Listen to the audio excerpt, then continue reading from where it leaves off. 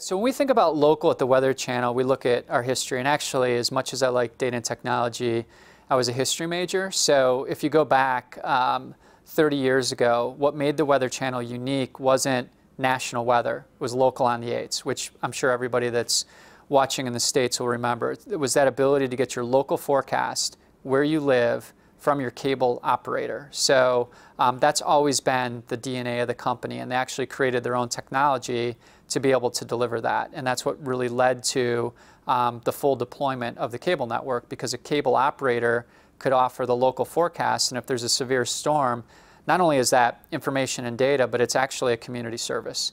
And that's basically the DNA of the company. If you look out over time, you know, the next really insightful thing that they did was somebody had the good sense to reserve the URL, weather.com, back in 95 or 96, and knew that people would start to go to the web to get their local information or related to the weather. So what we've seen is that we're actually a website of 40,000 zip codes, right? So at the end of the day, we are hyper-local. Most people come in to get exactly the forecast where they live, which is most useful for them.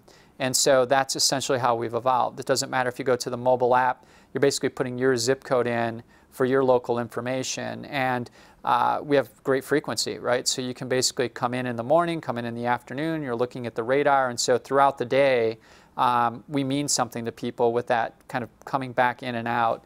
And from my old days on the media buying and planning side, there aren't many national places that you can go to buy local impressions the way that we can serve it and have the density around it, meaning kind of the reach and the scale. And so that's a really unique asset where you can actually call one company and have a local media plan. When I've been talking to marketers, the conversation has been, how do I write a media plan around the weather? The weather's local, it's dynamic, it changes, and for the clients in the categories, whether it be in fast food or home improvement or travel, they really should be writing local media plans around the weather to fully utilize what we have to offer. And so that's resonated because we can make it pretty easy to do that.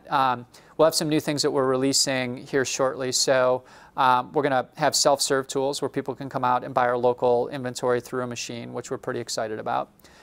We do have relationships now for the elections in terms of working with JumpTap, who's handling our, selling our inventory on a local level for the presidential election, as an example. We ran surveys in the swing states to actually see what the impact of weather would be on this year's turnout. So we're going to share that where you can actually get a sense for our read on if it rains, if the weather's not so great, who's likely to win this year's presidential election. So I'm sure we'll widely release it to the media outlets. But that's how we're using the data, and I thought that it was pretty important that we were able to use our own data when we go and see the marketers to see how we're actually using it for forecasting and something that we could all relate to. So we had a little fun with it too.